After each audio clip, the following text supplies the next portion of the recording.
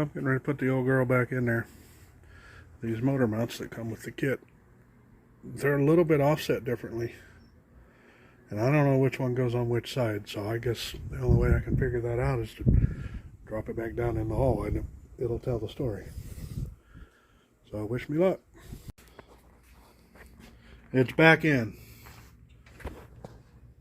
And it's awful tight right there, which it wasn't before, so that tells me that it didn't go exactly where it was before, but I kind of expected that. I did have to loosen up the transmission. But she's back in her hole. Of course, I had all that repainted and beat it all up again.